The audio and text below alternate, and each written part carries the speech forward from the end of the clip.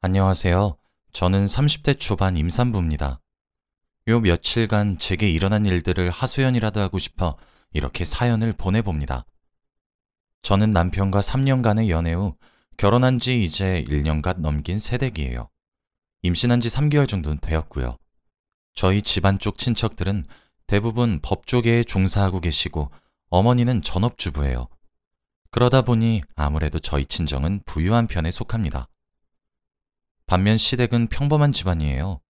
시어머니랑 시아버지도 다 좋으신 분들이시고 저희 친정과도 친하십니다. 신혼집에서 차로 30분 정도 걸리는 거리에 시댁과 친정 둘 다 있어요. 시아버지랑 저희 아빠랑 함께 골프도 치러 다니는 사이니 얼마나 가까운지 아시겠죠? 남편은 평범한 회사원입니다. 제가 남편과 결혼하기로 마음을 먹은 이유는 제 남편이 저와 제 친정에 너무 잘해서예요. 다정다감한 남편과 친정을 좋아해주는 사위, 딱 그 모습만 보고 결혼했어요. 원래라면 신혼을 5년 정도 즐기고 천천히 아이를 가지려고 했는데 덜컥 임신이 되었습니다. 양가의 열렬한 축하를 받았죠. 제가 체질이 워낙 허약한 편이라 임신을 알게 된 이후로 휴직을 내서 집에서 몸조리를 하고 있어요. 아무래도 임신 초기엔 유산될 확률이 많이 높다고 해서 그랬죠. 남편의 직종은 자세히 알려드릴 순 없지만 정시 출근과 정시 퇴근이 보장된 환경에서 일을 하고 있어요. 주말에도 일을 하러 나가는 경우도 아예 없습니다. 보통 평일에 퇴근하는 시간은 6시 반에서 7시 사이에 도착하는 편이에요. 저녁 약속도 한 달에 한 번 정도 잡았었죠. 저는 한 달에 한 번 하는 마법이 굉장히 주기가 정확한 편이라 임신하고 4주 만에 알게 되었습니다. 제가 임신을 한 이후로 남편은 퇴근하면 항상 집으로 곧장 왔죠. 한 번씩 있는 저녁 약속도 제 임신 이후로는 사라졌습니다. 남편은 연애했을 때부터 사회인 야구가 취미였어요. 일주일 중 딱 하루, 일요일만 사회인 야구를 하러 가는 것 말곤 너무 다정한 남편이죠. 점심시간마다 제게 전화해서 오늘 뭐 먹고 있는데 밥은 먹었는지, 퇴근할 때 먹고 싶은 음식은 없는지 항상 챙겨줘요. 저는 입덧 말고 먹덧을 하고 있어서 땡기는 음식을 말해주면 조금 늦을지언정 무조건 사다 주기도 했죠. 퇴근하고 나서도 집안일을 많이 도와주고 제가 뭐 하나라도 옮기려고 하면 호들갑 떨며 자기가 뺏어들고는 이런 건 내가 할 테니 앉아서 쉬고 있어 라며 손에 물 한 방울도 묻히지 않으려고 해줘요. 태교도 너무나도 자상하게 도와줍니다. 태교의 아빠 목소리가 좋다는 얘기를 듣고는 동화책도 본인이 읽어주려고 하고 사랑한다고 속삭여주기도 하죠. 제가 허약한 체질이라 우리 아이는 튼튼하게 태어났으면 해서 태명이 튼튼이에요. 항상 튼튼아 사랑해 하면서 시도 때도 없이 배에 뽀뽀도 하고 그랬습니다. 그런데 어느 날 그렇게 다정해서 더욱 믿었던 남편이 외도를 하고 있다는 사실을 알게 되었어요. 사회인 야구에는 제 친구 남편도 가입되어 있습니다. 제가 처음 의심을 품었던 이유는 바로 이 야구 때문이에요. 하루는 낮부터 비가 온다는 기상청의 예보와 먹구름이 잔뜩 낀 하늘을 보며 오늘 야구하는 날인데 못하겠다 라고 하니까 아니라고, 비가 오면 비를 맞으면서 스포츠를 해야 진정한 남자라고 웃으면서 하더라고요. 그러다 감기 걸려서 고생하면 어떡하냐는 제 말에 걱정 말라며 다녀오겠다고 말을 하고는 집을 나서더라고요. 그런데 남편이 나가고 5분 정도 뒤에 거실에서 방으로 들어가려고 하는데 현관에 남편이 우산을 두고 갔더군요. 그래서 가져다 주려고 호다닥 1층으로 서둘러 내려갔습니다. 저희 아파트는 1층에 주차장이 있거든요. 제가 남편을 부르면서 다가가려고 하고 있었는데 차 안에서 남편이 꼬물꼬물 움직이더라고요. 차 안에서 무슨 옷을 갈아입어? 그냥 집에서 입고 나가면 되지. 라고 생각하며 다가가고 있었는데 제가 보지 못한 옷으로 갈아입고 있었던 거였어요. 그리고 유유히 주차장을 빠져나가는 남편의 차를 뒤에서 조용히 바라보다 집으로 올라왔습니다. 뭐지 싶었어요. 그러다 친구에게 전화를 걸었습니다. 민지야, 요새 너무 보고 싶다. 나 임신하고 야구 응원하러 한 번을 못 가보네. 우리 언제 만나? 라고 하니까 민지가 안 그래도 요즘 너 보고 싶어 죽겠어. 오늘 사회인 야구 안 하는 날이라서 오랜만에 우리 부부 오붓한 데이트하러 가는데 영 날씨가 안 좋아서 그냥 쇼핑이나 하려고. 아니면 너희 부부도 여기로 건너올래? 같이 밥이나 한 끼 먹자. 너 임신했는데 몸보신해야지. 라고 하더군요. 전화를 끊고 조금 혼란스러웠습니다. 남편에게 전화를 걸었지만 받질 않더라고요. 그때를 이후로 몇 주 정도 지났는데도 일요일이 돌아오면 너무 스트레스를 받는 거예요. 그래서 하루는 남편을 미행해야겠다는 생각이 들었습니다. 그게 뭐가 되었든 직접 두 눈으로 보는 게 나을 것 같았거든요. 그리고 그날따라 어차피 운동을 하면서 땀을 흘릴 건데도 샤워까지 하고 나가는 것을 보니 직감적으로 오늘이 날이라고 생각했어요. 택시를 불러서 돈을 2배로 드릴 테니 잠시만 기다려 주시라고 한 뒤 남편이 집을 나서자마자 지갑과 휴대폰만 챙겨 뒤따라서 나갔어요. 기사님께 아까 전화로 말했던 돈을 2배로 드릴 테니 티나지 않게 앞에 가는 차를 따라가 달라고 부탁했습니다. 기사님이 저를 참 안쓰럽게 쳐다보시더군요. 아니나 다를까 남편이 차를 세운 근처에 내렸습니다. 사회인 야구는커녕 대학로더군요. 누군가를 기다리고 있는 듯한 남편을 지켜봤어요. 그 순간 남편에게 어떤 여자가 걸어왔는데 그 여자는 남편에게 아양을 떠는 게 아니겠습니까? 남편은 한술 더 떠서는 그 여자 얼굴에 연속적으로 애정 공세를 퍼부었어요. 너무 놀라 결정적인 증거를 찍을 생각도 못했네요. 그냥 충격만 받고 집으로 돌아왔습니다. 입맛도 안 돌고 멍하니 소파에 누워 있었는데 늦은 오후가 돼서야 남편이 집으로 돌아왔어요. 힘없이 널브러진 저를 보며 다정한 목소리로 여보, 오늘 왜 이리 기운이 없죠? 튼튼아, 오늘 하루 엄마랑 뭐하고 놀았어? 하며 말을 걸어오더군요. 그냥 멍하니 앉아있으니 왜 이리 우울하냐면서 오늘 야구하면서 진짜 웃긴 일이 있었는데 한번 들어보지 않겠냐며 뻔히 다른 여자 만나고 온 걸 알고 있는데도 남편이 입에서 거짓말들이 기다렸다는 듯이 줄줄줄 나왔어요. 그날 저녁 먼저 잠든 남편의 휴대폰을 뒤졌지만 아무것도 없이 깨끗하기만 하더라고요. 그쯤 되니 일요일이 다가오는 게 겁이 났습니다. 또 시간은 흘러 일요일이 다가왔죠. 저는 남동생이 하나 있는데 토요일 저녁 남동생에게 고민을 털어놨어요. 남동생은 저를 너무 잘 따르는 동생이라 펄쩍펄쩍 뛰더라고요. 저는 이번에 미행을 하는데 따라와 달라고 부탁했습니다.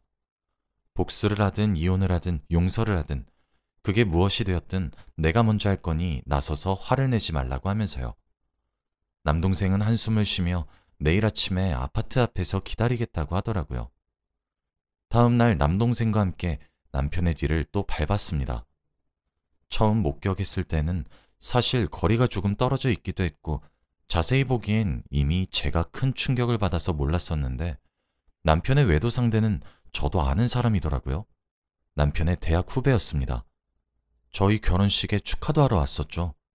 현장을 목격한 남동생은 옆에서 정말 쌍욕을 하더라고요.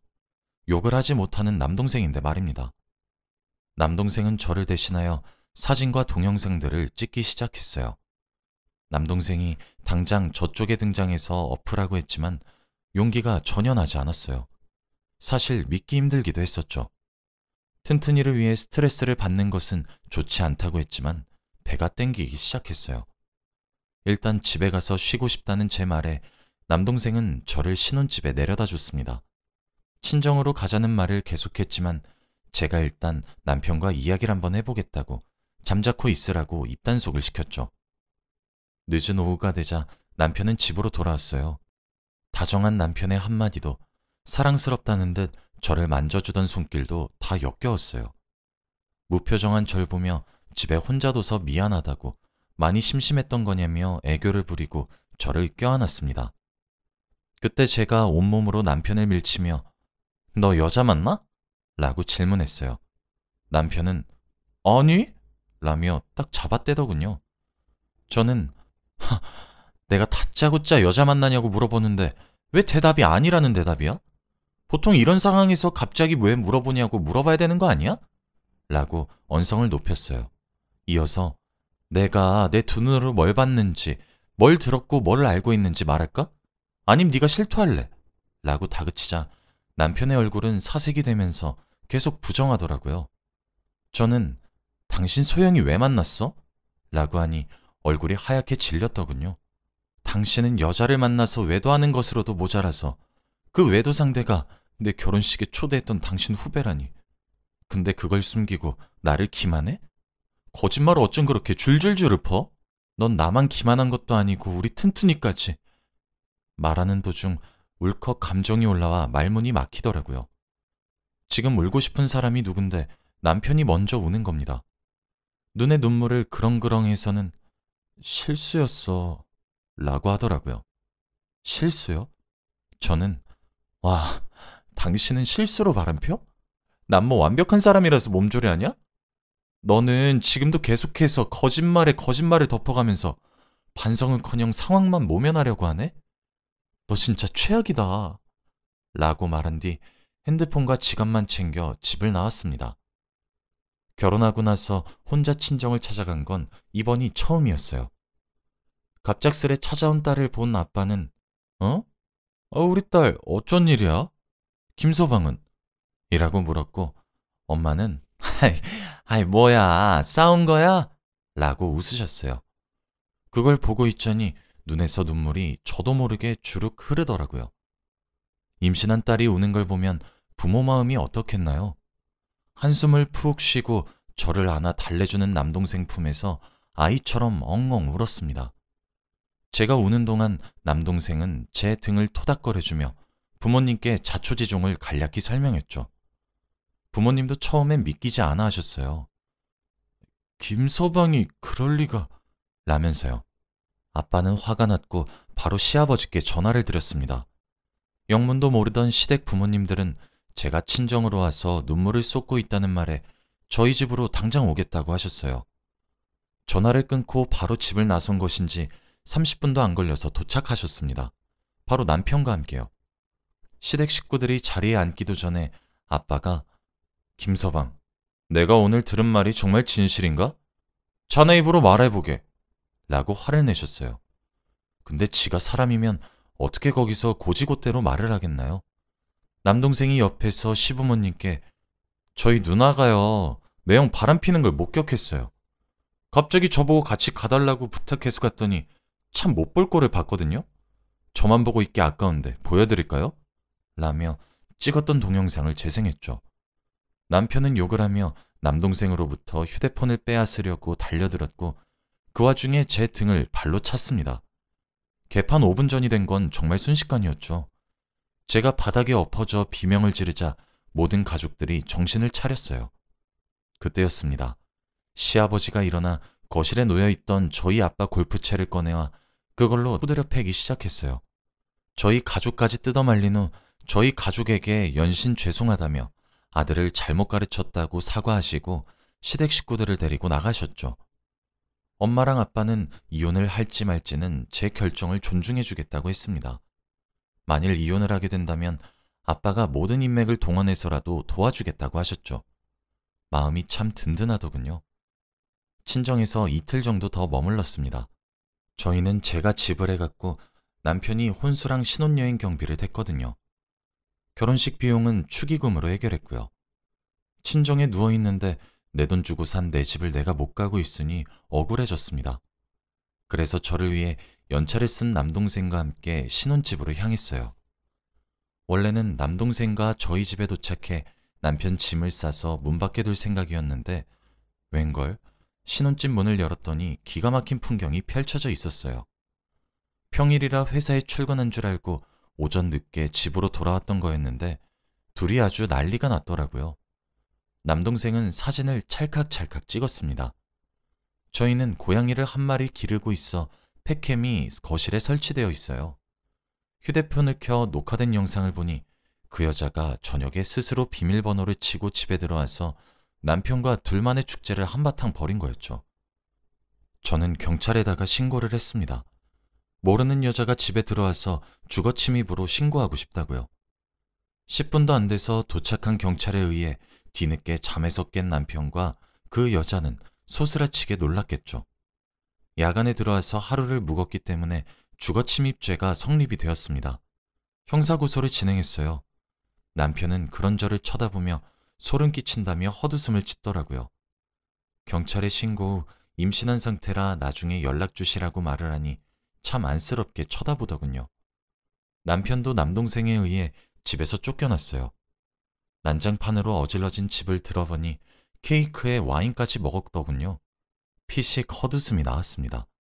대충 남의 집들을 커다란 봉지에 꾸겨 넣어 현관문 밖에 둔 후 제 명의인 집의 현관 비밀번호를 바꾸고 친정으로 돌아갔어요. 친정으로 다시 돌아온 저는 놀란 가슴 진정시키고 있으니 시어머님으로부터 전화가 한 통 걸려왔어요. 세아가 많이 놀랬지? 로 시작한 전화는 결국 남편이 선을 넘은 짓을 한 건 맞지만 실수라 생각하고 눈 감아주면 안 되겠냐는 말씀이었어요. 집에 도착해서 제 남편과 그 여자의 모습을 두 눈으로 직접 봤는데 얼마나 놀랬겠어요. 어머님, 그리고 실수라뇨? 짐승 새끼도 아니고 자기가 사람이면 그렇게 사는 거 아니에요. 지나친 잘못을 하면 안 되는 거라고요. 어머님, 그건 실수가 아니라 그건 남편이 죄를 지은 거예요. 제게 외도 현장을 들켰고 저희 친정에서 그 난리가 났으면 적어도 신혼집에 그 여자를 불렀으면 안 되는 겁니다. 제 말에 어디 틀린 구석이 있어요? 없잖아요. 어머님, 이만 전화 끊을게요. 하고 전화를 끊었죠. 남편이 만나서 얘기 좀 하자고 연락이 미친 듯이 오더군요. 사실 한 번은 얼굴을 보고 만나야 될 것 같아 사람들이 많이 다니는 번화가의 한 찻집에서 만났습니다. 저를 보자마자 남편은 내가 딴 여자랑 놀았던 건 잘못했어. 근데 넌 나한테 물어보지도 않고 쪼로로 친정에 찾아가서 그걸 이러고 앉았냐? 라더군요. 할 말은 그게 다야? 라는 말에 걔 정리할게. 조금만 시간을 줘. 라며 대꾸를 하는데 기가 찼습니다. 바람핀 이유를 물어보는 제 질문에 남편의 대답은 정말 더욱 가관이었죠. 넌 돈 많잖아. 처가댁도 돈 많잖아. 맨날 너네 가족한테 기죽어서 비위 맞추고 사는 거 짜증났어. 근데 걔 만나니까 아니더라. 내가 떵떵거리고 대단하단 소리 듣고 어깨가 펴졌어. 너 돈 많은 거 그냥 부모 잘 만나서 그런 거잖아. 그래서 나도 기 좀 세우고 다니고 싶어서 바람 좀 폈다. 왜? 너 돈 가지고 이런 식으로 행동하는 거 진짜 실수하는 거야. 라고 소리를 지르더니 자리를 박차고 나가버렸어요. 남편이 결혼 전 금전적으로 힘이 든 상황을 겪어 제가 다 갚아주었습니다. 시댁의 빚과 어머님 가게도 하나 해드렸어요. 둘 중 하나는 풍족하니 집도 그래서 제가 해갔죠.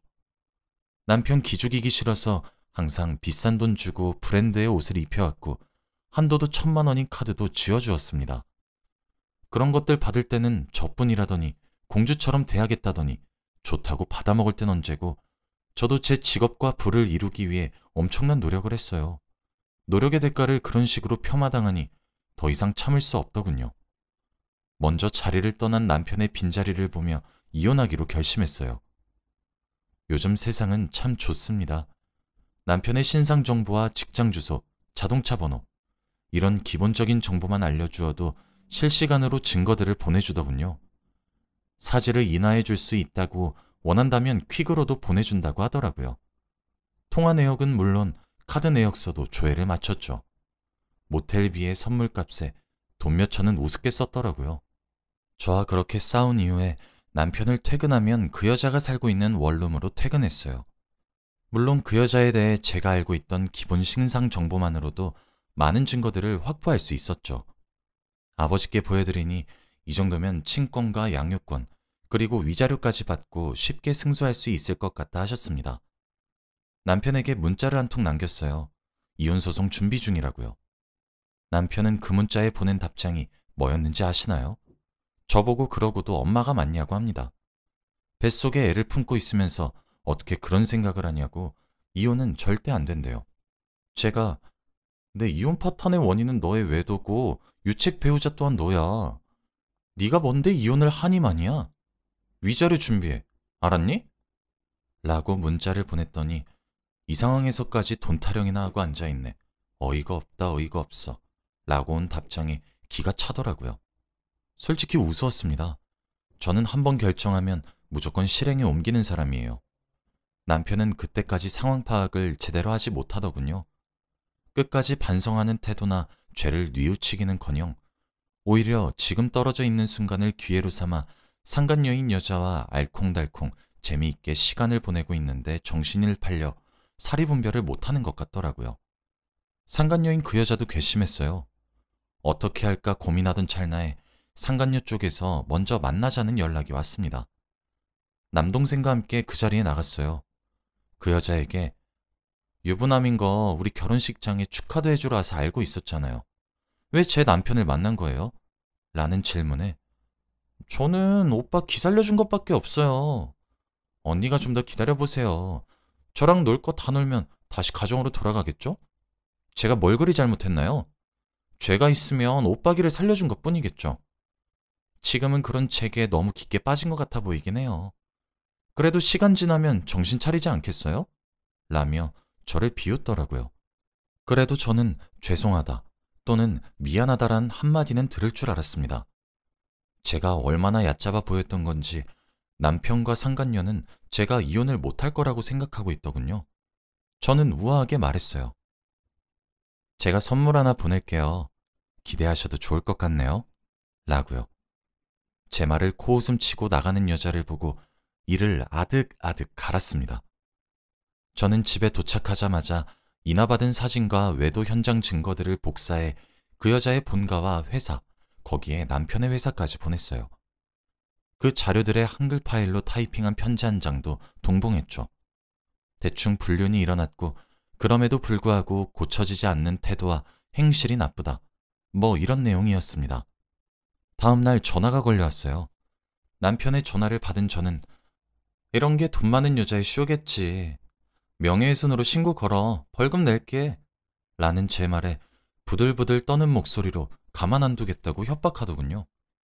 그 후 상간녀의 원룸으로 부모님이 직접 오셨고 회사에 바로 사직서를 낸 후 본가에 끌려갔고 남편 또한 품위를 훼손했다며 월급이 삭감되었어요. 앞으로도 저는 그들이 사회에 재기하지 못하도록 온 힘을 다해 방해할 겁니다. 전 남편의 말대로 부모 잘 만나 돈도 많으니 쇼를 좀 해보고 싶어졌거든요. 시댁에서도 제게 미친 듯이 연락이 오고 있지만 다 피하고 있어요. 내일부터 소송들을 시작합니다. 먼저 남편과 시댁에게는 제가 갚아준 빚, 그리고 제 명의로 되어 있는 어머님 가게를 다시 회수하고 남편에게는 이혼소송과 더불어 친권과 양육권, 그리고 위자료까지 탈탈 털 거예요. 아주 어려울 수 있겠지만 아이의 면접 교섭권까지 박탈할 수 있도록 노력하려고요. 상간녀에게는 주거침입으로 형사고소와 함께 위자료 소송으로 민사고소도 같이 걸 예정이죠. 튼튼이는 허약한 저와 달리 강한 아이인지 엄마가 이렇게 스트레스를 받아도 건강하게 자리 잡아주는 걸 보니 제가 힘을 내야 할 것 같아요.